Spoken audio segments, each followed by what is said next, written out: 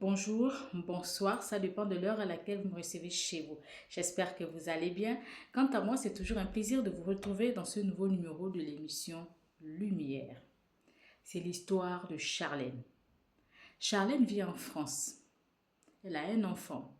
Elle a vécu pendant 10 ans avec son ex. Ils se sont séparés. Les deux n'avaient plus les mêmes centres d'intérêt. Charlotte a décidé de se retirer et de s'occuper de son enfant. Jusqu'à ce qu'elle rencontre un monsieur sur les réseaux sociaux. Et donc, voilà, la relation se poursuit. Ils échangent énormément. Ils passent plus de temps au téléphone. Ça commence déjà à se faire des confidences. Charlène décide alors de partir de la France pour 2 mois et aller chez son nouveau chéri. Lorsqu'elle arrive dans le pays de ce monsieur, tout se passe à merveille. Vraiment, le séjour est magnifique. Elle profite à fond de son nouveau chéri et oublie les problèmes de la France. Mais ce que Charlotte ignorait, c'est que ce dernier était là juste pour, si vous voulez, un passeport pour entrer en France, venir faire sa vie.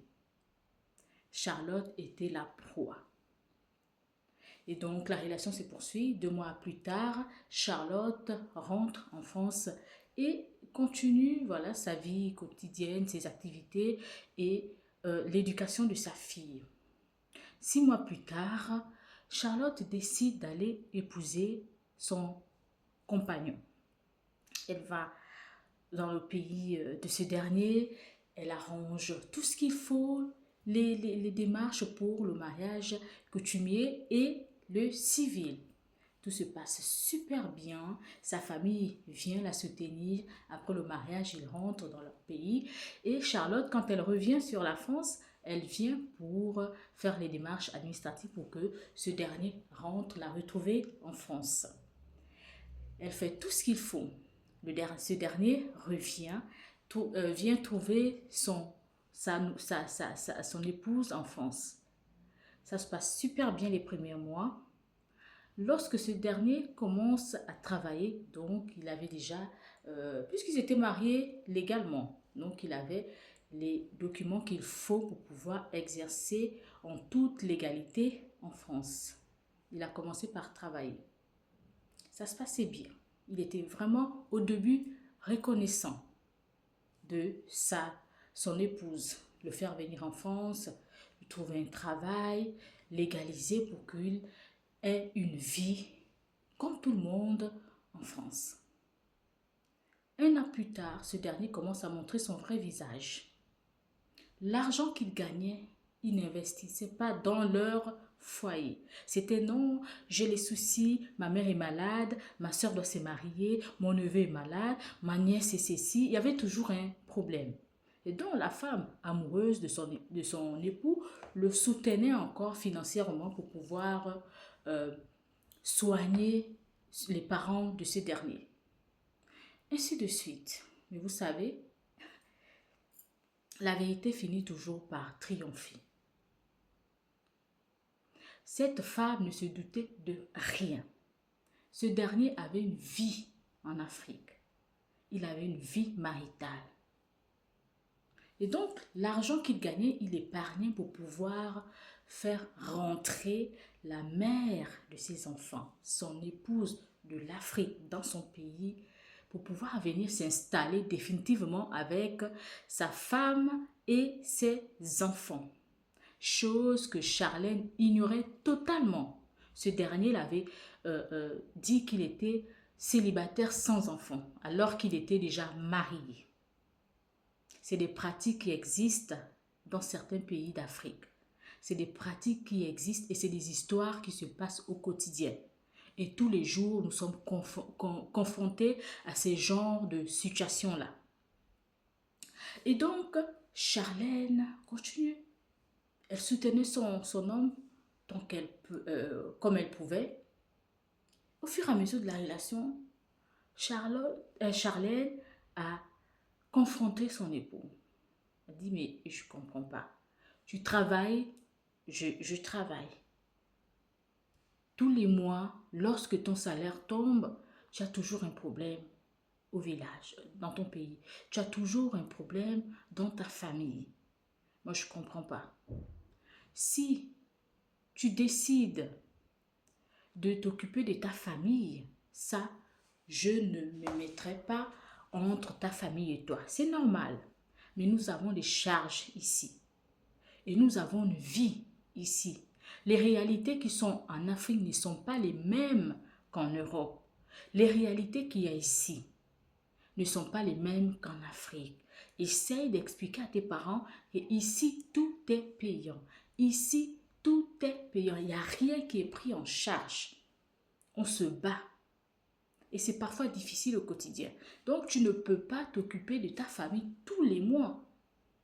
Tu peux arriver un mois où tu peux dire à ta famille, là, cette fois-ci, ce mois-là, je ne pourrai pas vous aider parce que j'ai tel problème, j'ai telle situation, je ne vis. Et donc ce dernier fâché. Pourquoi? Tu penses que ma famille va passer avant toi? Les insultes commencent, les rabaissements commencent. Charlène, pour pouvoir ramener le calme à la maison, décide de se taire, de ne pas confronter son homme. Et elle revient encore parce que ces derniers étaient énervés contre elle. Ils ont fait une semaine, ils ne se parlaient pas.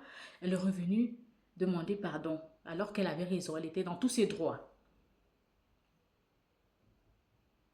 Ça se poursuit. Et c'est comme ça, l'une des copines de Charlène va interpeller Charlène.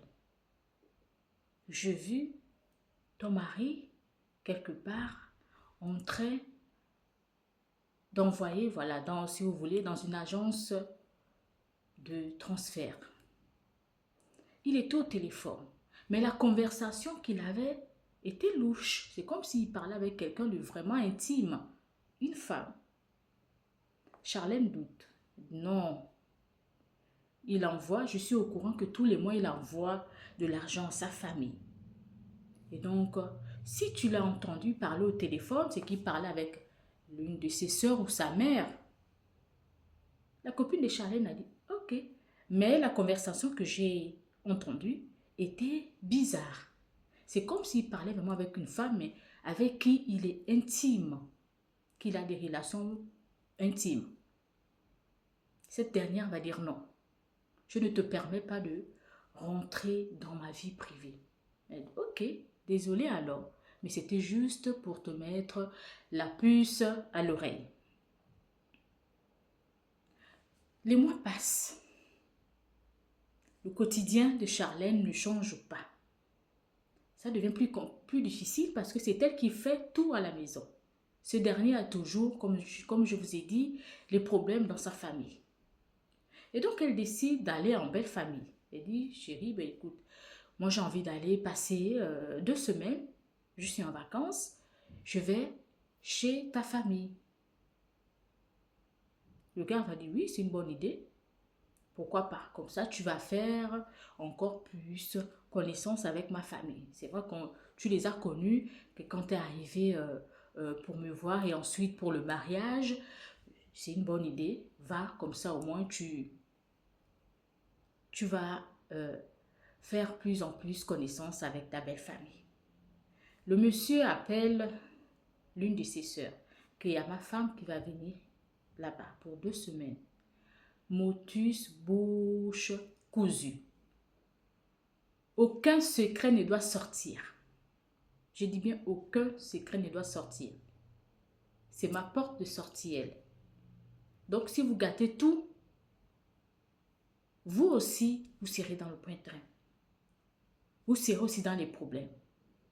Donc, fermez vos bouches, ne dites rien. Recevez-la comme il se doit, comme une belle fille.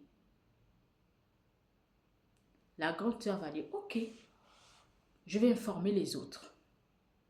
La belle-fille arrive, Charlène passe un bon moment, un beau séjour avec sa belle famille, ça se parle, ça se raconte des secrets. Jusqu'il y a une qui vient, qui dit, Charlène, excuse-moi, si je viens vers toi te parler parce que tu es une personne bien, tu es vraiment une fille bien, mais tu ne mérites pas mon frère.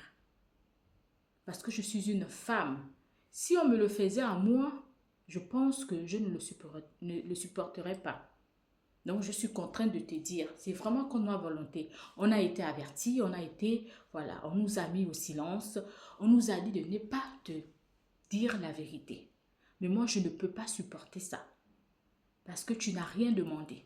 Et c'est pas à toi de venir payer les erreurs ou bien les bêtises de mon frère. Je te dis la vérité. Mon frère est marié à une femme de chez nous. Et ensemble, ils ont 4 enfants. Quand il a commencé à correspondre avec toi via les réseaux sociaux, il disait qu'il a trouvé son passeport pour la France et que c'était toi, cette, euh, cette porte de sortie-là. Je te dis la vérité parce que tu es quelqu'un de bien. Mais ne me trahis pas. Ne dis pas que c'est moi qui te l'a dit. Mène tes enquêtes. Je vais te donner, si tu veux, quelques secrets. Comme ça, tu vas commencer toi-même à mener tes enquêtes. Avec preuve à l'appui. La belle-sœur montre quand même quelques photos pour dire, voici ce que je t'ai dit, c'est vrai. Donc elle parle, elle montre, autant pour moi, elle montre les photos. Charlène, prisée, choquée. Déjà de tout ce que sa belle-sœur lui a dit et les photos qu'elle voit de ce dernier, donc son époux, avec ses enfants, avec sa femme. Charlène a pris ces photos-là, a transféré dans son téléphone. Elle a continué à faire comme si de rien n'était. Et personne à part sa petite belle-sœur ne lui a rien dit. La belle-mère était vraiment gentille. Et le reste de la famille. Un jour, elle est là, je crois que c'était 2 jours avant qu'elle ne rentre. Ça arriva donc, la femme de son mari vient avec les enfants. Se présenter comme une parente de la famille. Mais Charlène était déjà au courant. Quand elle a vu la femme, elle se rappelait que sa belle-sœur lui avait montré les photos et qu'elle, elle les avait. Ils ont fait connaissance, ils ont parlé. Et cette dernière est repartie. Elle est toute gentille. Charlène rentre en France. Elle ne dit rien à son homme.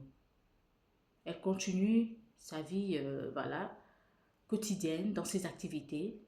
Elle s'occupe de sa fille. Un jour, elle décide de confronter son mari. Elle dit à son homme, j'ai besoin de te parler. Je veux que tu me dises la vérité parce que je suis au courant de tout. Si tu ne me dis pas la vérité, je vais appeler la police et je vais dire tout ce que tu fais, ce sera retour au bercail dans ton pays. Donc dis-moi la vérité. Et pourquoi c'est moi que tu as choisi pour pouvoir détruire ma vie? Je t'ai fait confiance. Je t'ai épousé. C'est pas parce qu'il n'y avait pas d'homme ici en Europe. J'ai juré depuis sortir avec un homme de la France ou au moins de la ville où j'habite parce que j'ai été déçue. J'ai décidé de venir dans ton pays parce que tu m'as montré un autre, vraiment un homme hors pair. Tu avais tous les critères de l'homme que je recherchais dans ma vie. Est-ce que tu as joué un rôle où j'étais, où je suis vraiment ta porte de sortie pour venir en Europe, en France? Tu es marié, tu as des enfants. Le gars perd ses moyens. Il bégaye. Non, mais pourquoi tu dis ça? D'où sors-tu ce genre de truc? Tu mens, tu inventes. Vous connaissez les hommes, hein, quand on les attrape.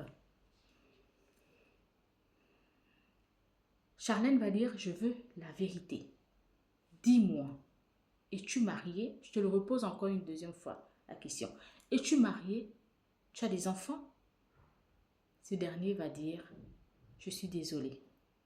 Je ne voulais pas te faire souffrir. Je ne voulais pas que ça se passe comme ça. Oui, je suis mariée. J'ai des enfants. Charlène, encore une fois, choquée. Elle a demandé à ce dernier de sortir de sa maison et de partir. Ce dernier a demandé pardon. Je te demande pardon. Je suis vraiment désolée que ça se passe comme ça. Qui te l'a dit? Charlène a dit, n'oublie pas que la vérité finit toujours par triompher. Je ne te dirai pas qui me l'a dit. Mais n'oublie pas que quand on fait du mal à quelqu'un qui ne t'a rien fait, la vérité toujours finit par triompher. Je ne comprends pas pourquoi tu m'as prise, moi, pour une route, si tu veux, ton passeport, comme tu le dis, pour ta porte de sortie. Alors que si tu me disais la vérité, je ne sais pas, peut-être que j'aurais accepté la situation. Ou bien je me serais dédouanée de toi et continué ma vie. Je ne me serais pas accrochée à toi. C'est dur, mais je pense que je vais m'en sortir.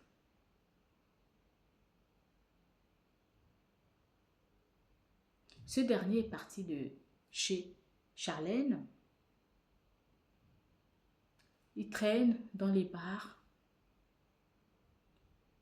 Il fait passer Charlène pour la méchante, pour la mauvaise, pour les femmes mal élevées, les femmes de l'Europe. Le tralala. Charlène est complètement brisée. Elle ne croit plus à aucune relation. Elle se dit, elle a encore une fois échoué. Elle a donné son cœur à un homme qui n'en valait pas la peine. Elle a mis tous ses espoirs chez un homme qui n'avait rien à foutre d'elle, qu'il a prise pour sa porte de sortie, son passeport. Aucun respect. Charlène, je comprends ta déception, je comprends ta douleur, je comprends tout ce que tu m'as dit. Tu sais, après, moi je ne juge pas, je donne mon avis. Mais tu aurais dû patienter. Tu aurais dû prendre le temps de connaître ce dernier. Tu aurais dû prendre le temps de l'observer, de te renseigner pour pouvoir avoir les bons arguments, voir si tu pourrais avoir une relation avec lui, aller au mariage ou tout simplement continuer ta route et le laisser aller chercher d'autres victimes. Parce que si toi, tu es tombé dans son piège, ça veut dire qu'il y avait d'autres avant toi et que ceux qui se sont aperçus bien avant que la relation ne soit longue. Elles ont préféré se retirer. Je peux comprendre, une femme amoureuse et aveugle. Tu as cru en lui, à ses paroles, à la manière dont il t'a reçu dans sa famille. Mais beaucoup de hommes sont des acteurs ici dehors. Beaucoup de hommes sont des acteurs ici dehors. Il faut vraiment faire attention. Il faut prendre le temps d'observer, de connaître la personne, son entourage. ses projets, ses objectifs, ses ambitions. Il faut apprendre à connaître la personne jusqu'au bout. Parce que le mariage, c'est pour toute une vie. Le mariage, c'est pas juste un jour ou 2 jours, non. Le mariage, c'est pour toute une vie. Et l'homme est le chef de la famille. Tu ne peux pas donner ton cœur à un homme qui viendra te le briser et en plus surtout de cette manière. Je ne te juge pas. Je donne juste mon avis. Beaucoup de personnes vivent ces genres de situations-là. Beaucoup de femmes, nos sœurs. Tous les jours, il y a toujours une situation similaire, il y a toujours une situation pareille. Et c'est difficile. Tu ne peux pas dire que tu ne peux plus croire à un homme. Tu es une belle femme. Tu es jeune. Ne te ferme pas la porte parce que tu as eu une première relation qui n'a pas marché. Tu as eu une deuxième relation qui n'a aussi pas marché. Prends le temps de guérir. Reconstruis-toi. Concentre-toi sur toi-même et ta fille, tes projets, tes activités. N'y pense plus et tu verras, quelqu'un viendra sur ton chemin t'apporter le bonheur. Te valoriser tel que tu es, qui ne viendra pas pour te changer, pour t'utiliser, mais plutôt qui viendra pour te valoriser et te donner la place que tu mérites réellement. C'est mon conseil, chère sœur. Et aussi, je profite à toutes les femmes aussi qui traversent cette situation. Beaucoup de nos sœurs subissent ce genre de situation-là. Elles sont victimes. Je te demande juste de te reconstruire, de reprendre confiance en toi. Tu as un travail et donc je sais que tu passeras vite à autre chose. Concentre-toi sur l'essentiel. Ta fille, c'est tout pour toi. Concentre-toi sur elle. Et sur toi, profite de la vie. Évade-toi. Si tu as des copines, vas-y. En week-end avec les copines, en soirée, pour pouvoir te changer des idées. Et tu verras. Tu reviendras me dire merci. Que tu es passé à autre chose. Tu l'as démasqué avant qu'il ne fasse rentrer sa femme et ses enfants ici. Parce que si il réussissait à faire rentrer sa femme et les enfants ici, ça devait être peut-être compliqué pour toi, encore plus dur. Mais tu l'as démasqué avant. Après, ce qu'il raconte, si ce n'est que les détails, il n'a pas d'autre choix que de raconter des conneries sur toi. C'est la honte. Reconstruis-toi et pense-toi à toi.